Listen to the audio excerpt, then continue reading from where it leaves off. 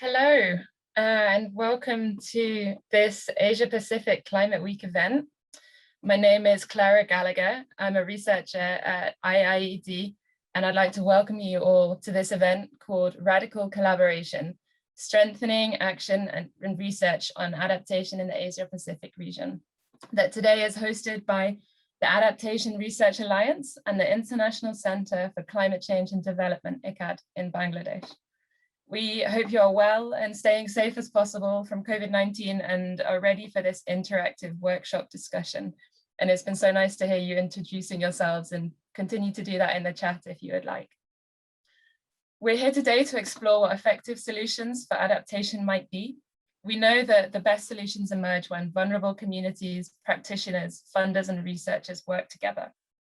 So we want to look at ways to build effective collaboration to ensure that locally led adaptation and action research is adopted.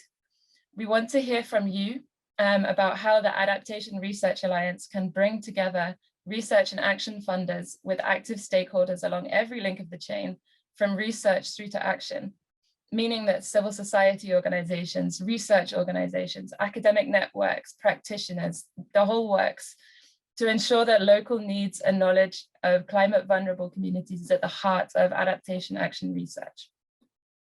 So to get to the bottom of this, we have a packed agenda today. We'll be learning about what the Adaptation Research Alliance is, and Dr. Rosalind West, the co-chair of the ARA and a climate science theme lead at the UK Foreign, Commonwealth and Development Office, will be interviewed by Aditya Bahadur, a principal researcher in the Human Settlements Research Group at IIED. We'll then go on to hear 3 or 4 examples of radical collaboration. We'll be hearing about women's action towards climate resilience for the urban poor in India. We'll be looking at the process of using people's research to influence development programming. We'll consider youth-led feminist participatory research in Fiji and the Pacific. And finally, hopefully, for cross-regional comparison and learning, we'll have an exciting example of community-led decentralized access to climate finance in Kenya. Our minds will be full of these examples of radical collaboration as we then move on to the part of this session, which is to hear from you. We'll go into about 3 breakout groups to discuss what makes radical collaboration different and more difficult than collaboration as usual. We'll want to know what practical steps can the Adaptation Research Alliance take to create spaces for radical collaboration. And then finally, whether your organizations would consider joining the ARA, and for us to learn what would be needed to support you in this. We'll then all come back together to share our findings and then hear the final word from our esteemed colleague and high-level champion of the Adaptation Research Alliance, Dr. Salim Ul-Huq of the International Center for Climate Change and Development, ICAD, in Bangladesh. Then we'll run through some next steps on how you can engage further with the ARA. So we have a lot to get through, so let's begin. First, we'll go to our interview about what the ARA is and what the principles can mean between Aditya and Rosalind. Aditya, the floor is yours. Great, thanks, Clara. Climate change is a global phenomena. It impacts all regions across the world, but perhaps one of the regions that is worst affected by the impacts of a changing climate lies in the Asia Pacific region. This is why today's conversation on the Adaptation Research Alliance and what it can do for stakeholders in the region is particularly important. My name is Aditya Bahadur, and this is Hard Talk at the Adaptation Broadcasting Company. Today, I'm delighted to be joined by Dr. Rosalind West, who works for the Fcdo and is co-chair of this alliance. Morning, Rosalind. Welcome to Hard Talk. Good morning, Aditya. It's a real pleasure to join you on the show and to see all our listeners tuned in today. We have the Asia Pacific Adaptation Network. We have the Asian Cities Climate Change Resilience Network. We have the community-based adaptation community of practice. We have the locally led adaptation community of practice. Why do we need the Adaptation Resilience Alliance? Well, I think that what we really need to know is that action on adaptation and resilience, we really want it to be as effective as possible. And in order for that to happen, we really need research. Now, there are lots of pockets of research going on, and the networks that you've mentioned are really contributing to those. But I think we need a much more coordinated effort to bring together our research efforts and to focus those on the priorities, of the people that need that research the most. So, COP26 coming up in November, which the UK has the presidency of, is really a critical moment for action on adaptation and resilience. And that action really needs to be underpinned by research and evidence. So there's a big opportunity here to underscore, the central role that research has for informing effective adaptation and resilience. And I think that by creating this global alliance, we can much better, fill those evidence gaps in a coordinated way and make sure that the action that's happening on adaptation is, locally led and really meets those priorities of users all around the world. So then today's conversation is only useful for academics and researchers, right? Oh, I don't think so at all. I think that's another really exciting thing about this alliance, is that we're really bringing together researchers with the people who are going to use that research, to shape their everyday lives. And then another part of it is the funders. So we're bringing all of these different groups together. So research funders, action funders, researchers, actors, all together in one alliance to really understand how can we make best use of our resources and, pool our efforts and target those priorities. So tell us a bit more about what is this alliance? Is it an organization? Do you have a big building and a headquarters somewhere? Is it a loose network of like-minded people? Tell us a bit more about the form that this alliance is taking. Yeah, well, so, we all came together at the Gabeshona conference in January. 33 different organizations then came together to agree to co-develop this alliance into whatever we wanted it to be. And, it's been a very open process, and, more and more organizations are joining, day by day. We are coming together. We've co-developed our theory of change and, how we want to see the work progressing. We've chosen, the functions that we want to focus on and some priority activities. So it's not an organization in a building. It's it's an agreement between all of these organizations to work together on this common goal of catalyzing increased investment and increased capacity for action-orientated research. And Rosalind, you work with the Foreign and Commonwealth Development Office in the UK. What is the Fcdo's incentive in catalyzing this alliance? And what is the role that the Fcdo is playing in the alliance? Well, the Fcdo really recognises the risks that climate change poses, especially to the world's most vulnerable people. And that's the real priority here, is really understanding, adaptation and resilience and the actions that can be taken. And so informing that with the best evidence. I think also it's not just about better understanding what the physical climate risks are, but about better understanding, the full range of those risks. So not just the hazard, but better understanding the vulnerability, the exposure, better understanding what are the decision-making tools that can be used, and better practical solutions. So I think the focus is very much on solutions. So you're speaking to practitioners and researchers. You're speaking to donors and you're speaking to implementers. You're speaking to people in the global north and you're speaking to people in the global south. What really holds this alliance together? Is there a common set of beliefs that you're all signed up to? Yes, so I think, there are two elements of it, Aditya. So first we have our theory of change, which is really the top kind of priority that we have all worked together on to develop, and that we are, that by joining the alliance, organizations will be contributing towards these, a clear mission, which is about, as I said before, accelerating and scaling up investment in action-orientated research, addressing the most pressing knowledge needs for resilience, building capacity at all stages along that chain from research right the way through to action, and then strengthening those linkages in order to bring that research into use, and promoting greater learning between all of the different actors on that chain that we've mentioned. And what was the second part of your question? The second part of our the principles. So we've been developing a set of principles for action-orientated research, which I suppose are really looking, to address what is the purpose of the research? How does the research process itself work, and how can we make that work better to emphasize the impact of the research that we're doing? What are the value and the benefits of that research, and who are they for? And what are the linkages between research and action? And how can we do research that really does have a very strong impact on action? So where are these principles? What are they? So I think Are they a secret? No, they're not a secret, Aditya. I hope we have a slide that has them on.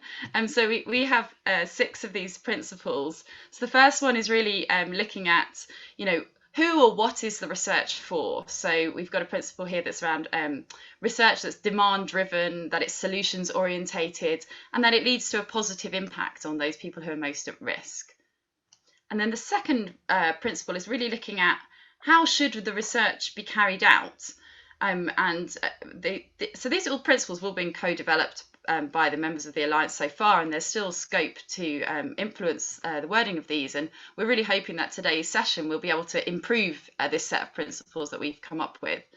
The second one is therefore about transdisciplinary working, and that research is co-produced through that collaborative effort with users. And we've really seen the benefit of that. And I know we're going to hear some great examples later on of how that's really made a huge difference to the level of impact that the research has had, and the action on the ground as a consequence. And that's also that impact, and the societal impact is encapsulated within that third principle here. Then the fourth one is really about, and I think the fourth one here is where we might be wanting to, improve the wording, because I think this one is really about how can we strengthen those links between research and action, and really ensure that action is evidence-based. So we've got here, an emphasis on the learning while doing part of it, but I think that, we could do a bit more to improve that fourth one there. So looking for ideas on that. And then the fifth one is about what does research enable?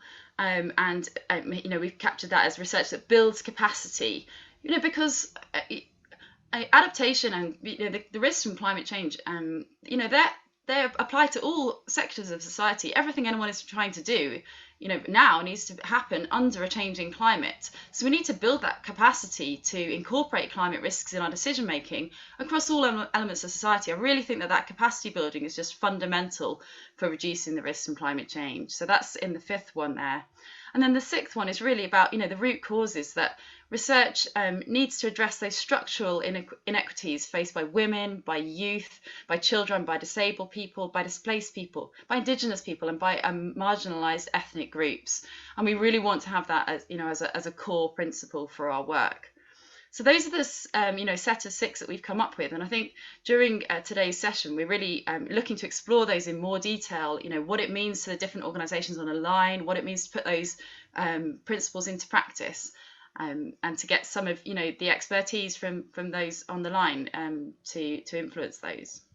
So Rosalind, it's all very well and good to have principles and tenets and core beliefs. Give us a practical example of how the Adaptation Research Alliance is going to impact the life of a vulnerable person. And just for the sake of illustration, let's think of a woman farmer in a low-lying area in Bangladesh. Yeah, absolutely. Well, I mean, such a person, I know we have a lot of expertise in the call that understands those risks. So, for example, they could be involved in a project to do with flood risk, for example, and really understanding, what are the decisions that somebody in that position might be making, and what information would they need in order to change their decision one way or another, and then do they actually have access to that information? Is that, if not, why not? Is that because of a lack of the information itself, or a lack of the route that they have access to it by, or is it because we simply fundamentally don't know that? And by talking, right from the outset with those people who are at these risks, say from flooding, we can really understand, well, where do we need to, how far back do we need to start the research? Is it that we need to improve our communications tools and communications approaches, or is it much further back? Do we fundamentally need to improve our physical climate models? And so I think that really helps us to, by involving the users from the outset, really helps us to define the research questions and set that research agenda. You've obviously woken up very early this morning, Rosalind, and I take it that's because you want to plug something, right? Are you asking for people to join the alliance? If so, who all can join the alliance, and what is the process of joining this alliance? Yeah, so of course, we really welcome everybody to join this alliance who's interested in adaptation and resilience, and in informing that evidence base and in building that evidence base and in bringing that evidence base into use. So, in order to join, we are looking for organisations who are willing to endorse our theory of change and to commit to doing stuff to help us to achieve its outcomes, essentially, and then also to who are willing to endorse those principles and to help us to finalize what those principles are, and then to really share their experiences of putting those principles into practice. And then we have a range of different activities that are going on under the Alliance that are really about advocating for action-orientated research, about coordinating our efforts on it, and about getting some of this research going. And under those activities, members of the Alliance are asked to get involved in at least one of those activities, Right. and then invited to engage in the governance of the Alliance, which is pretty light touch. So I think it's really about getting on board with the concept of working together, for the benefit of all of us. And I think sharing our experiences and that peer learning that can really benefit from being a member of the Alliance. Yeah. So Rosalind, you have 95 people that are part of this conversation right now, representing about 60 organizations. Imagine you have a minute with one of them. Let's take Giovanni, for example, from ActionAid in Myanmar, who heads the partnerships and external engagement function. He's the person we'd be speaking to, right, to encourage them to become a member of the Alliance. In a minute, can you explain to him why ActionAid Myanmar should join the Alliance? What is in it for them? I think that what's in it for ActionAid Myanmar, I think, is really to help shape the research agenda, to ensure that the research that is being done really meets the most pressing needs of people that ActionAid is working with. And it's such an opportunity to shape those global research agendas. At the moment, there's such a disjoint between what's being funded on the research side and what people actually need to know. This is our chance to change that. Giovanni, are you convinced? I'd like to see the rest of the event, and then I can make my decision. Fair enough. It's an evidence-based argument. Yes, I don't want to make a premature one. I need all the research and the evidence.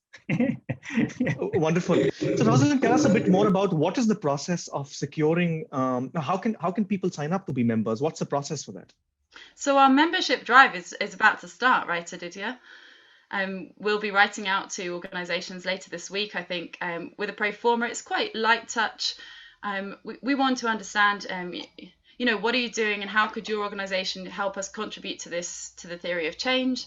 Will you be willing to share your experiences with others that are members of the Alliance?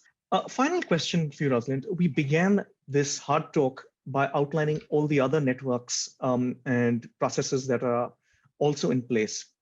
Tell us a little bit about how the ARA might be linking up, collaborating, integrating, or aligning with all these existing networks that I presume the 100 or so people on this call are already part of. Yeah, absolutely. So, initially, one of the activities that we're doing at first is really focusing in on understanding what are the research priorities and we can't do that for everything all at once. So we're focusing on 4 particular areas. One is on climate risk in the least developed countries. One is on global health, which is looking at climate resilient health systems. One is on food systems, and one is on gender. So we have these 4 initial areas where we're going to be undertaking these consultations to identify what are the priorities from the perspective of different users. And I think that's one of the first activities that the networks could really get involved in and really help us to bring in the right people to those consultations, make sure we really are hearing that from the front line. And then later on, there'll be activities that are around, the co-creation of research, and that those networks can be involved in, really like fostering new partnerships, developing innovation, really thinking about how can we collaborate in new and radical ways. And I know we're going to be talking about that and hearing some great examples of that later on today. And then, finally, it's, going on to the research programs themselves and, the involvement in those, and then benefiting from the results. Wonderful. Rosalind, thank you very much. I believe all of us will have a chance to speak more in detail with you as you're helping lead one of the breakout groups that we'll get to in a short while. Thank you again for being on Hard Talk, and we look forward to speaking to you further. Thanks, Aditya. It's such an honor to have the time of all those people on the line, and really everybody has so much rich experience from all the work that you've been doing and the people that you've been interacting with. So we're really keen to hear from you. So, don't be shy in this call. We really want to hear from you. Wonderful. Thank you. Great. Now we move on to the next part of this exciting session, where we will have 4 panelists that are going to present examples of radical collaboration. Why radical collaboration? Because that is the raison d'etre, the underlying objective of this Adaptation Research Alliance that Rosalind spoke about in the Hard Talk a minute ago. We want to make sure that we're bringing together different kinds of stakeholders to interact and innovate, to ensure that we're finding solutions that are fit for purpose for dealing with climate impacts. I am delighted and privileged to welcome today to our panel, Farah Kabir, who's the country director of ActionAid Bangladesh, Bijal Brahmabhat, who heads the Mahila Housing Seva Trust, Maria Nailevu, who leads a really exciting feminist participatory action research project on adaptation in the Pacific. And we're waiting for one of our panelists who's having trouble connecting, who will join us in a minute. A very warm welcome to all of you. Thank you ever so much for your time this morning. We'll begin with Bijalji. Bijalji, welcome to this panel. Tell us a little bit about your organization in about 30 seconds or so, and give us an example of the manner in which you are catalyzing this radical collaboration for finding solution to this, to the impacts of climate change. Yeah, so my organization, Mahila Housing Trust, is actually based in India, and we work across 7 states of India with poor women in the informal sector, trying to empower them to actually tackle issues of urbanization. Initially, and it still is largely habitat development, so issues of housing, land title, water, sanitation, etc. And then connected to that, as we move towards responsible urbanization, issues of climate change, because in urban areas, the impact that climate change has is largely based on the kind of built environment that we create, which we realized over a period of time. The particular example that I'm talking about, or the program that I'm talking about, actually worked on 4 stressors. So we chose to work on stressors which are long-term, a little bit long-term and abstract. So heat stress, water management, which included water scarcity, flooding and inundation, I would say inundation, and vector-borne disease, which are going to be prevalent across South Asia in informal settlements, urban informal settlements. And it's a poorly women-led model of building climate resilience. And our program actually focused on 4 or 5 key themes. The first was training and building their capacities to understand climate change and then show behavior change. Second was validating technological pilots, which could be, used to impact, positively impact climate change and build resilience. Third was find financial and non-financial solutions so that, the program could be sustainable and scale up. And the fourth was actually developing multi-stakeholder groups with city makers, technologists, scientists, academicians, and the poor women themselves to co-create solutions. So these were the 4 major. So tell us about the 4th one, Bijalji. That's the one I think that our audience is most interested in the context of climate, in terms of radical collaboration.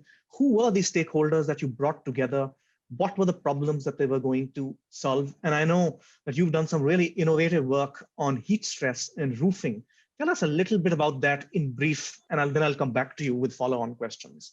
So this program was actually, undertaken in 5 cities in India, and one in Nepal and the other in Bangladesh. So Dhaka and Kathmandu, because it's an urban program. And we brought together groups of technologists. So basically, we were looking at informal settlements and their issues of climate change on heat stress and water management, the 4 areas that we identified. So we brought in technologists, we brought in scientists, we brought in communicators, because the biggest challenge here was that poor women think short term, because they are worried about what is the next meal given the money that they have. They would not like to invest into managing risks, which was one of our learning. So how do you communicate so that they start investing into managing the risks? And how do you communicate so that essentially a scientific principle of climate change becomes unpacked and demystified, so that they understand it? City makers, of course, and then the poor women themselves. So the idea was that also through this continuous meeting of these multi-stakeholder groups at the city level, it becomes a sustained and continuous effort. For example, one of the things that came up was that we piloted cool roofs with one of the technologists. And, because Ahmedabad is affected by heat waves, right? Yeah, it's if affected by heat waves. Temperature would hit 50 degrees Celsius, and women have no access to cooling technologies. So one of the things that we did was we piloted cool roofs. So the process was that there were pilots that women did in their house. They were trained to actually map the heat. So basically, capture the heat inside their house once the cool roof was installed, and then measure it with the outside meteorological department temperatures. They realized that it was really lowering. And then they had interaction with the technologists, because the main issue that they were facing was that the technology which was put up as a roof had corrugations like an AC sheet or a cement sheet. Right.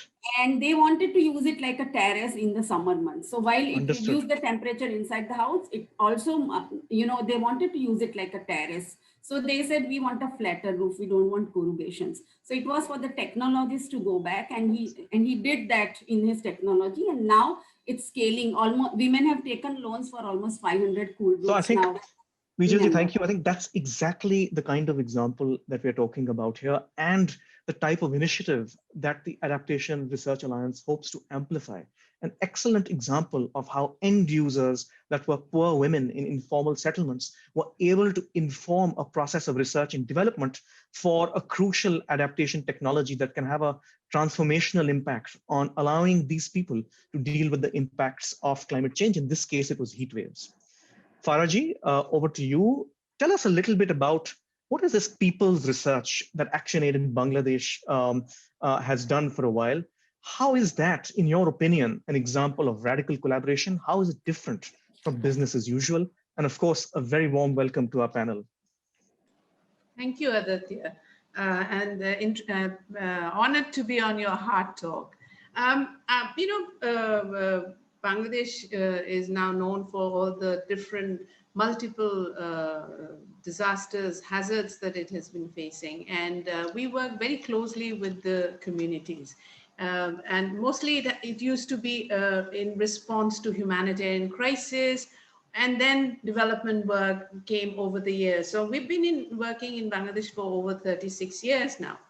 But the learning that led to this people's research, what we call GONO, which means masses, and Gobeshona, as you know, is research. So GONO Gobeshona started to take, the initiative took off about 2008, 2009, because all our interventions and responses were just washed away in seconds. Every time we were talking about improvement and helping them to move out of poverty, and yet there was this bigger force, the climate change and its impact and impacting on them. So this was our learning, that we were not doing something right. So we needed to understand from the local communities how to respond. They were always coping. They were coping. But if they had the information, if they were given the different options, the technological and the scientific, practical ideas, or they themselves could share their ideas, then we could reach another level and get the adaptation to work and make it sustainable. So GONO Gobeshona started in a very simplistic manner. I mean, it was about putting together on brown paper what are the resources that the community has, what are the problems that the community faces and has been facing, and what is the way to try and resolve some of this. Because when the disaster occurs or when there's repeated disasters, you wait for the authorities and the government to come, and that often doesn't happen. And I'm talking about places where hard to reach and pretty remote. You know, I go on by car, then I have to go on a speedboat or in a ferry boat, and then motorcycle, and then finally it's like at the end of Bay of Bengal, those some of the communities that we work with.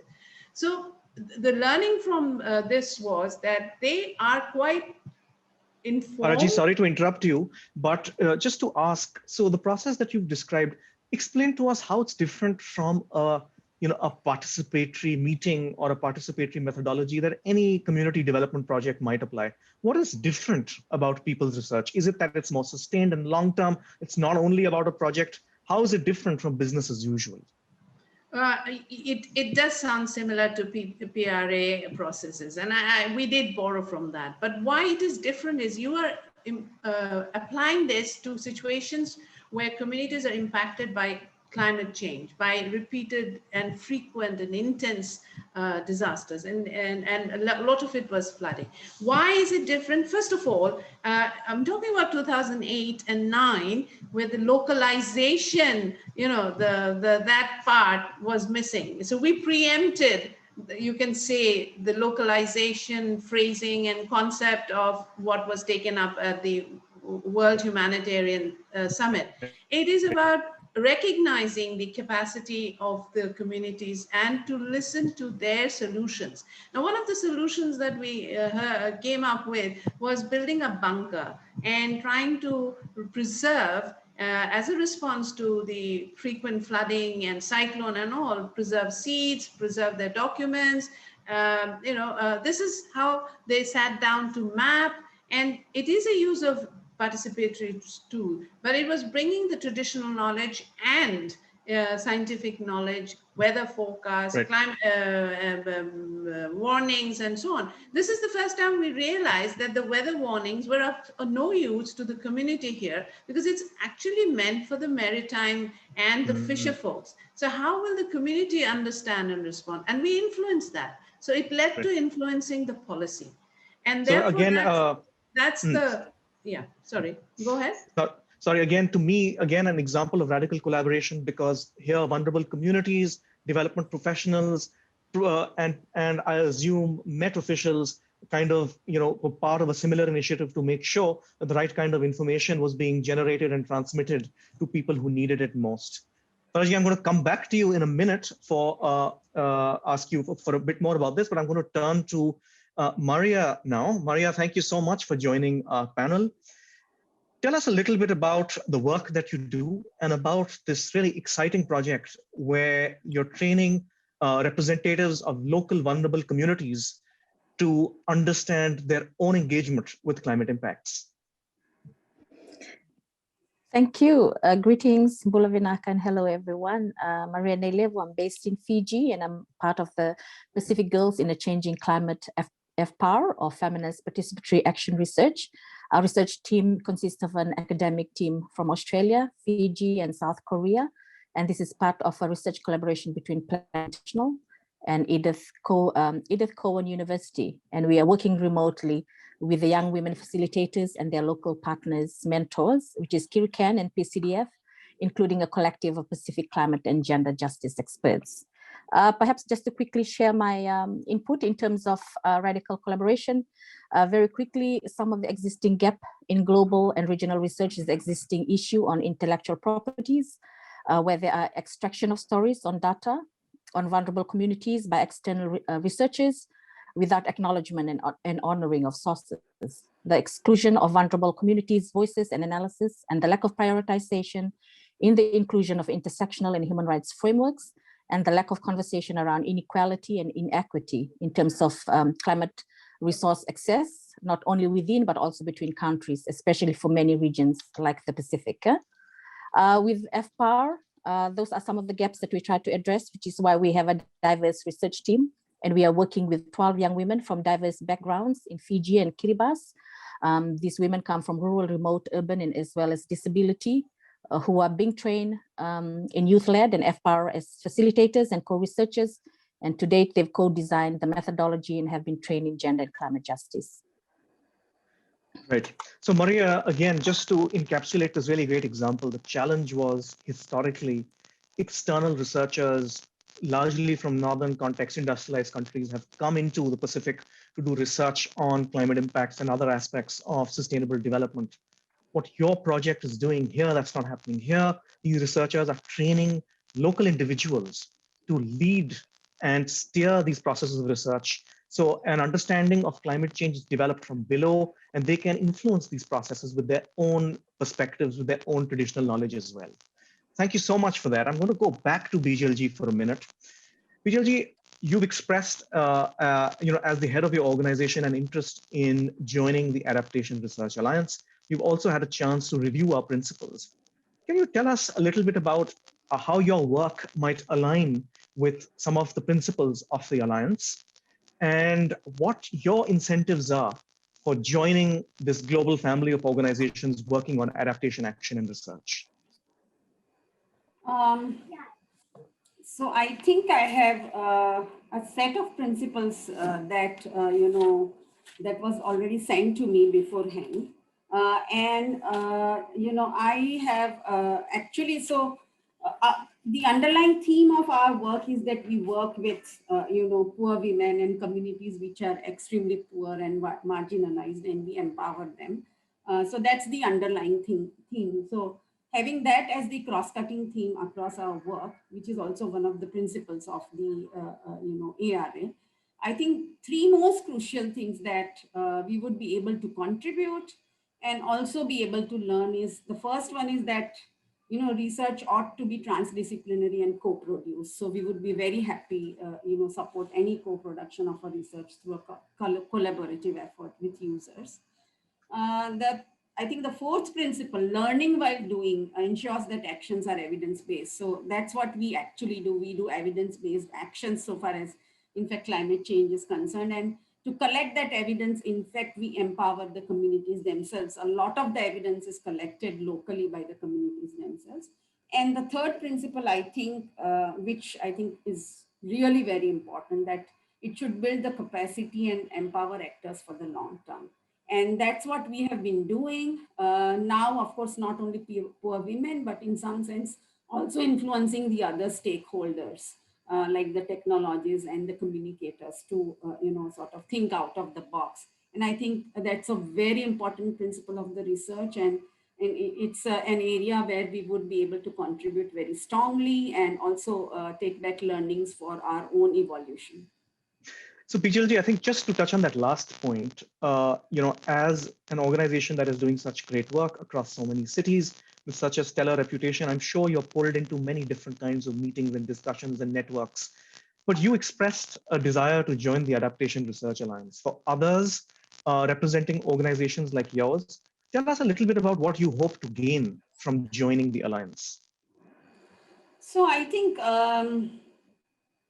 as I said, how can research build capacity and empower actors? And in this case, while poor women obviously will be target, we would also like to learn how to empower other actors for the long term, because we've just, started and trying to empower through this program. And we've shown results, at least with some of the cities and the technologists and the scientists, and which is really actually out of the box. So I'll give you another example. I'm sorry, I'm a practitioner and I'll talk by examples.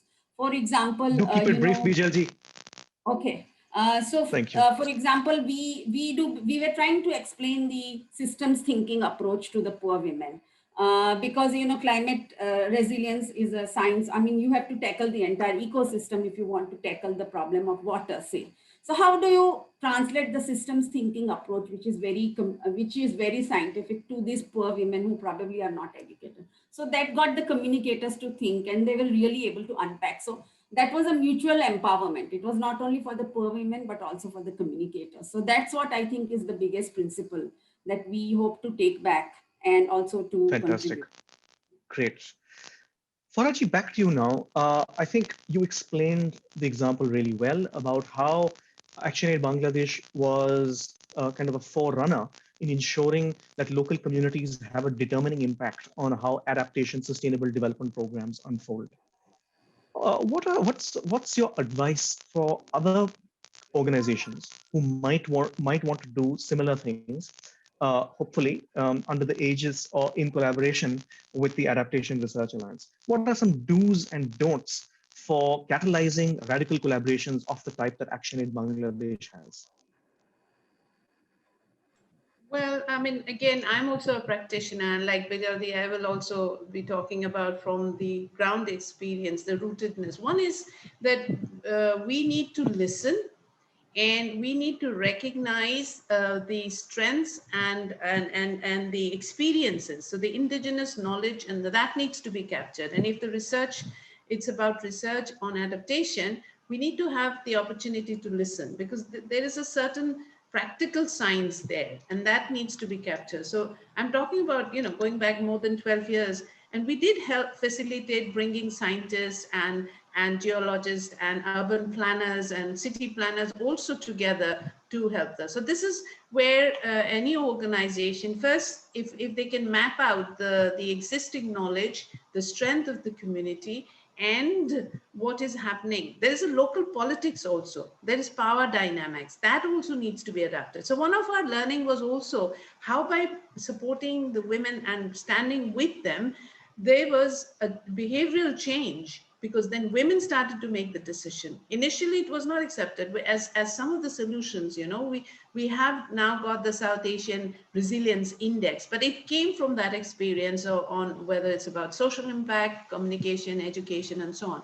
So the society, the community was also not ready to have a gender change roles, but by supporting that, and what it has led to is the adaptation are sustainable, whether it's in the area of agriculture or it's in the area of the planning of production or water conservation, in different areas. So I would say that listening is important, recognizing the existing knowledge in indigenous and bringing the formal and informal thinkers and researchers together.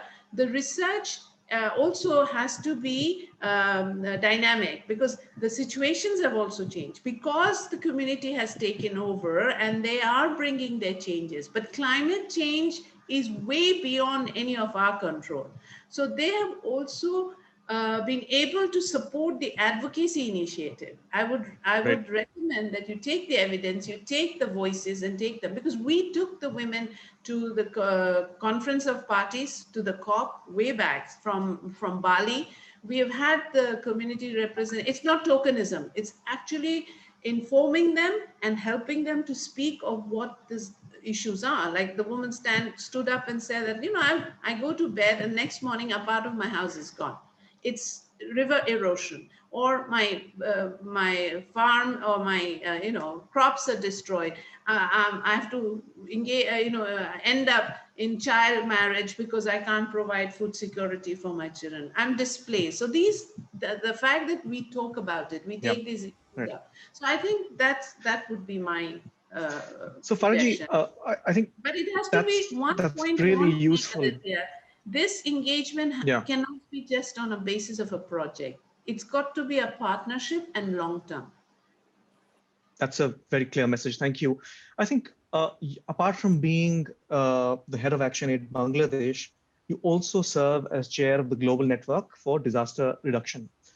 But I want to ask you, being a part of a network like that, what value do you see in an alliance like the Adaptation Research Alliance, having heard Rosalind in the first part of this discussion, if any, that is? Oh, I would say there is, because given how GNDR has been working, and it's now got over 1,500 members globally, different parts of the world. So what enriches or why it works is that there is the global strategy, which was developed in a very participatory manner. So I would say if the Adaptation Research Alliance, whatever it's thinking, if it engages the membership to develop. And it's ARA has an advantage because it is very focused. It's going to be focused on adaptation research. But GNTR, the disaster manifests in many form and shapes, and there are multiple dimensions to it. So I think that ARA has that advantage, and the research should be for the users. It should be for the affected communities on one level. But the research should also be providing evidence that we take and do policy advocacy. So ARA can provide a platform for taking up policy advocacy at the global level. And at the national level, if they bring in the information on intelligence or experience sharing, cross-fertilization of knowledge, and that will enable us to go and do national policy advocacy. But this is what has happened in a country which has extreme temperature, heat, or in a country that is constantly suffering from waterlogging. So this cross knowledge and learning, sharing will enable us to influence policy. Great, thank you for that. Maria, back to you now. I think you described that great initiative about how researchers were training local communities in leading research on climate adaptation. Tell us a little bit about the actual or expected impact of that initiative, and then dwell a little bit on what value you feel the Adaptation Research Alliance might bring to you and the work that you do.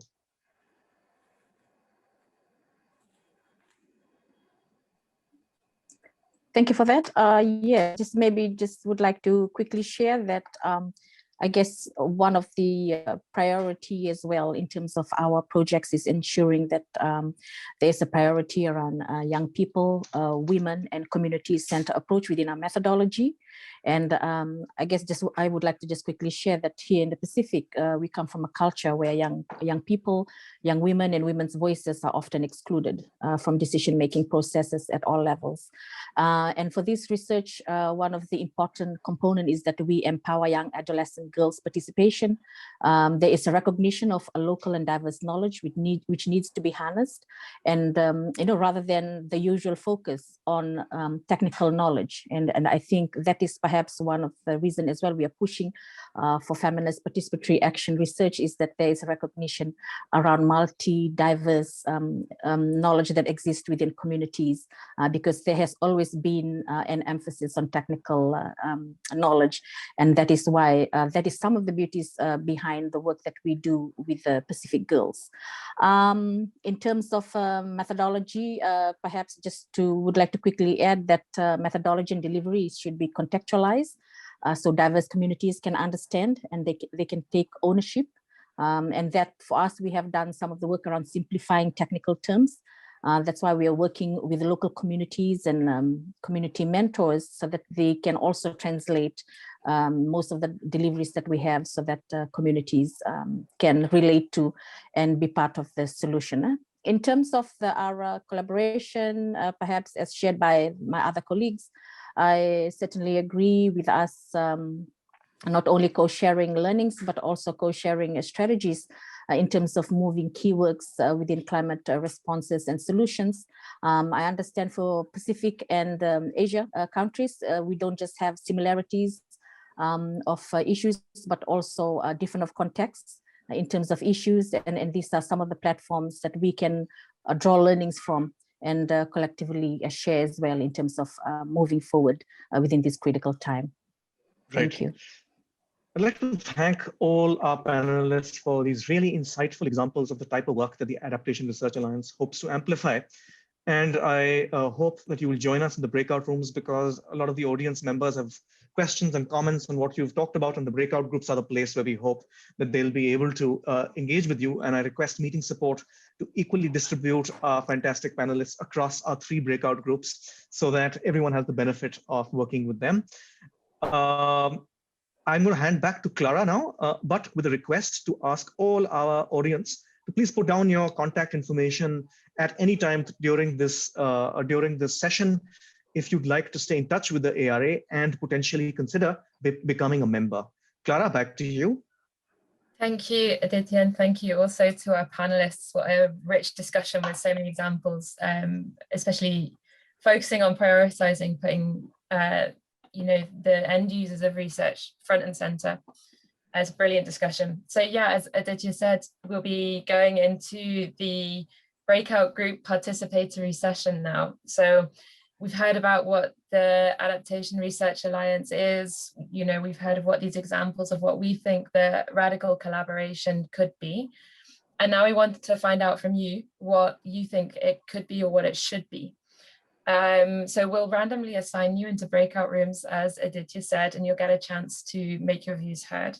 There'll be a facilitator and a rapporteur in each of these groups to help guide the discussion and to note down your ideas. But you'll also be able to use these Jamboards yourself directly, and we can share links to get you to those places.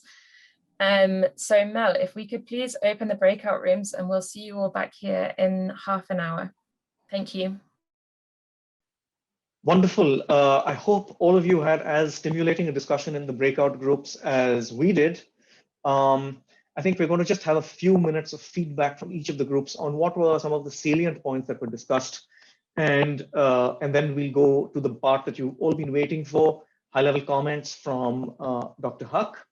So I'll just begin with my group, and Ndoni, please come in if I miss anything out. There were lots of really interesting points. I think when it came to the question of what makes radical collaboration different, the central point, cross-cutting across different people's comments, was the issue of agency, that people who are providing the data and people who are analyzing the data, it needs to be a non-hierarchical, equal relationship, which is the only way of doing research on adaptation in a way that is effective and speaks to the whole agenda of justice. On the question of some practical steps that the ARA can take to create spaces for radical collaboration, we had a lot of really useful input, but one piece of advice from Kabir, Kabir, are you on? If so, can you go off mute in 30 seconds, repeat the fantastic suggestions that you had for the ARA in plenary, please? Hi, I'm Kabir. I'm from the Alliance of Indian Waste Pickers and Global Alliance of Waste Pickers. So some of these suggestions are actually the reflections of what we do in our network. One of them is so the question of capacity building. How do you do capacity building? Members may have some internal needs. So what we do regularly is do internal surveys of what are the set of questions which members have. And based on those questions, we organize workshops. And these workshops can be thematic, can be skill building. So for example, the question of research itself, how do you develop research methodology which is considerate of the community's needs vis-a-vis also answers the questions which a researcher is asking, as well as how do you develop research methodology with the participation of communities by themselves. So these are a set of workshops which will be interesting to learn from, and practitioners can be invited.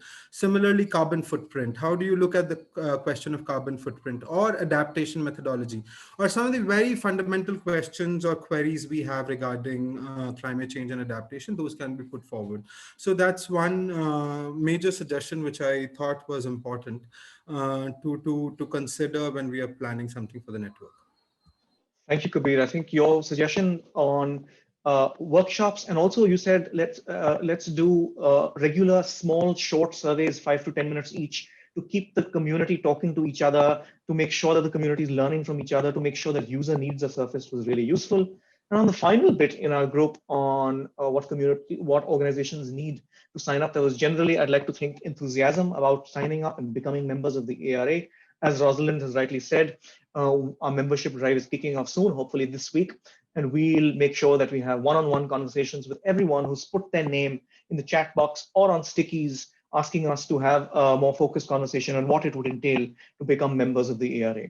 Rosalind, can I turn to you for salient points from your group? I hope they were as stimulating as the ones from our group. Yeah, I just wanted to check. We had a really, really interesting discussion in our group, lots of great ideas. I think Sydney was going to summarize some of those for us, or I can. Sydney, are you happy to do that? Yes, I'm happy to do that. Brilliant. Thanks everyone who shared. I think there was some really good language for the first one about what is radical collaboration. We had it spoken about as being breaking boundaries, unusual partnerships, about radical collaboration being about breadth. And it's not just about working at the local level, but how do you work with the institutional level as well? And a comment that maybe we don't know quite how to work across this breadth adequately yet. Maybe we know more about participatory research, but less about how to work across the different levels. But that said, there was quite a strong voice in the group as well about the need to work with the local level and think about the power dynamics within the local level. How do you create a communication space where you can work effectively together? So that was really great for the first question. And for the practical steps, we had some great suggestions about bringing major financiers into conversation and bringing young people into the ARA, as the ARA is a long-term initiative that hopes to continue, and also leveraging social media. There was a really good example from someone about how social media can be used to build partnerships and grow a message. And then just on the point of bringing major financiers into the conversation, we had a good example from ICAD about an example of bringing local councils or the equivalent of into sort of the ownership of a financial process in a community where there was funding. So that was a really good example. And in terms of what's needed to be able to join the ARA, there was a question about knowing who there will be access to in terms of funders, who will they be able to influence, and one that's come up a few times, I think previously as well, which is about making sure there's not onerous reporting obligations and that there's maximum benefit for minimum cost. Thank you, Sydney. That was really useful and effective. Before I move on to Clara, Doni, I forgot to ask you if I missed out something on group one. No, I think you covered everything. I think the point that really was a highlight for me was from Farai around how we can, instead of having our usual meetings and workshops, we can, for more youth and gender involvement, we can incorporate industries like the arts and having more workshops that have a diverse representation in terms of the sciences. Yeah, that's it. Thanks, Aditya. Great, thank you. Clara, over to you. Sure, yeah. Bertie and I had such an engaged group. It was a really, really thorough and rich discussion. Excuse me. I think some points that are from the Jamboard, which are particularly interesting, were about how engagement should be. And we saw that also in the plenary examples, right? That, you know, there was this one idea that things shouldn't be a one directional approach, whether that's top to bottom or bottom to top. Like the engagement needs to go across groups and to take feedback from both ends so that it's not so unidirectional. We also touched briefly on a discussion on how to involve the private sector, how this links to loss and damage, and how how they can be engaged and supported under the ARA as they play such a pivotal role in society. And that's something that we've not had brought up by other people too much. So that was really interesting to hear. In terms of practical steps for how the ARA can make this work, it's the focus on long-term efforts and long-term collaboration, which continue to shine through. We had some really interesting examples from the Philippines on how data can be drawn out from the government level and then also been made useful to those that will be using it on a day-to-day basis at an individual level. And also some discussion, like Sydney, on the benefits that social media can have. We had quite a lot of support for the ARA, and there was some discussions on how the principles, you know, might be explained a little bit better, or the focus, where the focus is of main interest. So this was on looking at specific vulnerable groups, not just using community as a homogeneous term that is everything applies to everyone, like, because that's obviously not how it works. So that was a really interesting discussion. And finally, I think one interesting point is how there can be a tendency to for research to tell people these are the solutions, here you go. but that's not how things should be done. And that people, you know, are getting sick of being told what to do, and that it should be participatory and reflective of the needs of people and what they're actually saying, and it involves listening and long-term engagement. Purti, was there anything you wanted to add? I think you covered all of the major points really well, Clara, thanks. And maybe just to add quickly, one comment was made about the opportunity for ARA to really engender a systemic change, question the system and challenge existing inequalities in society. And that's something ARA should be aiming for. Wonderful, thank you so much for that feedback. I will now invite Dr. Salimul Haq, who is the champion of the Adaptation Research Alliance and the director of the International Center for Climate Change and Development in Dhaka, Bangladesh, to come and give us his high-level remarks. And in particular, we'd be grateful if you could tell us a little bit about what you feel the ARA should be doing and what you feel it should not be doing, and what value you see in an initiative such as this. Salim bhai, over to you. Thank you very much, Aditya. This has been an extremely, I thought, thought-provoking and excellent discussion. I learned a lot. I'm not going to repeat what many have already said, but I'm going to share with you, as you've just requested, my 3 cents worth of advice on how do we do radical. And I'll start with radical collaboration, and then radical communication, and then radical research.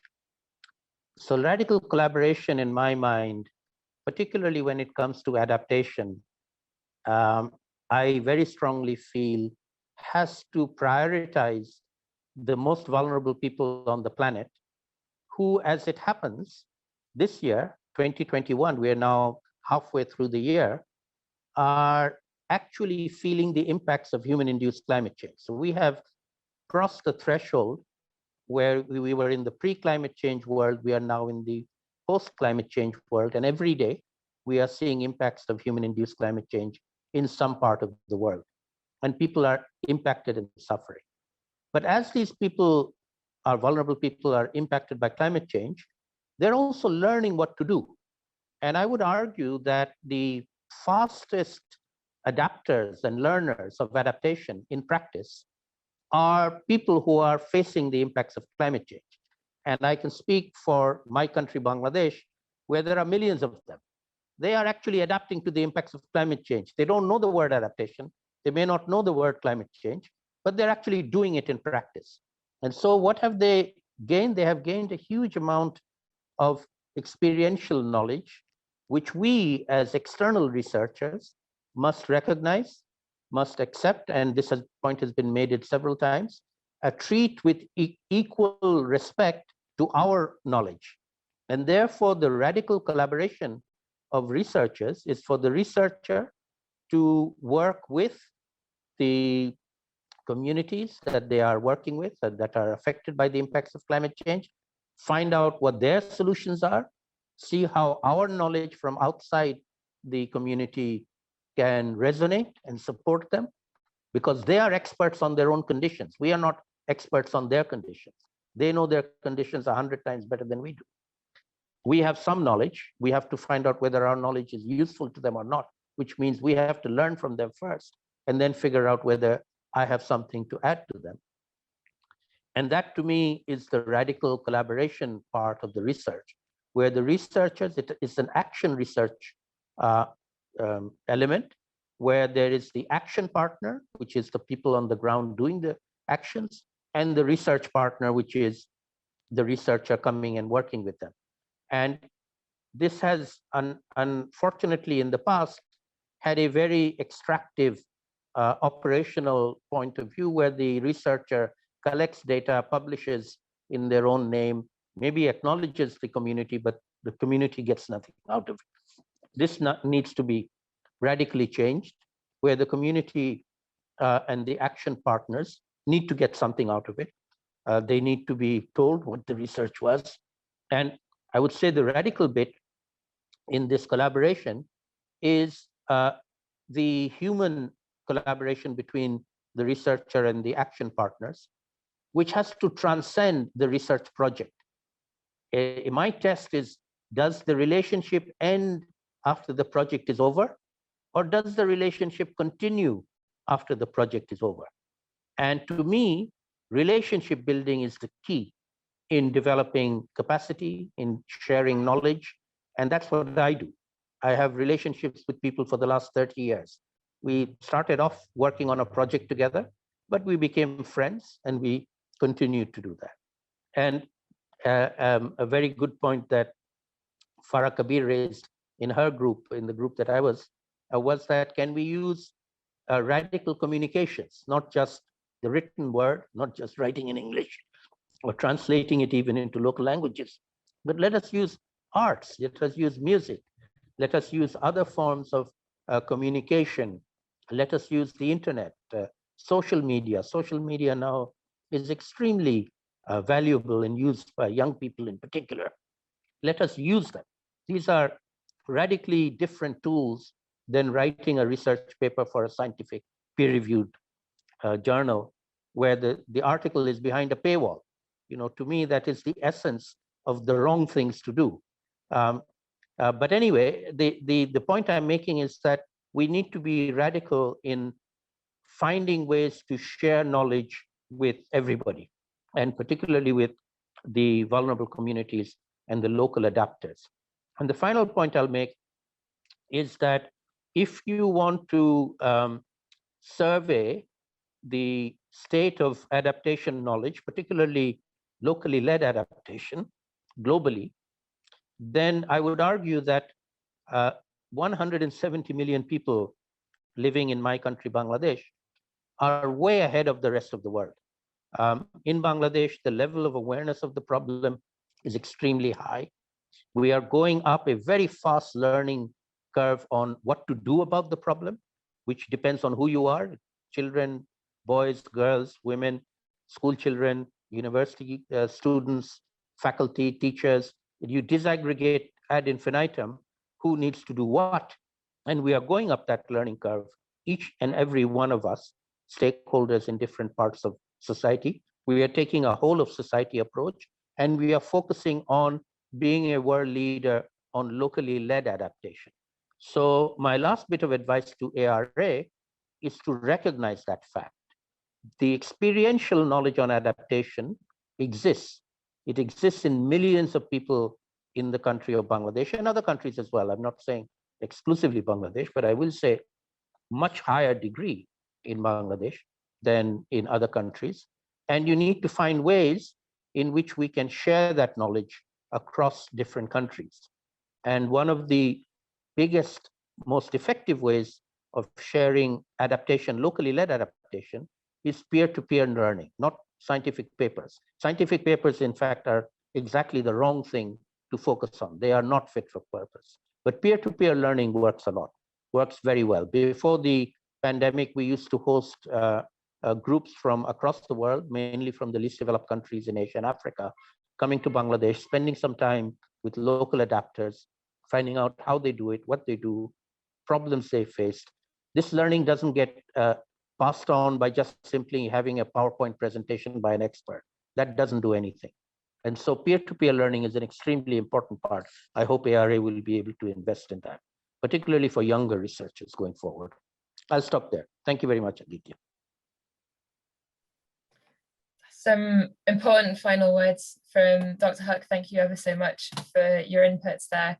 I think as you're finally saying that experimental knowledge on adaptation exists in millions of people around the world today, that a point that shines through completely.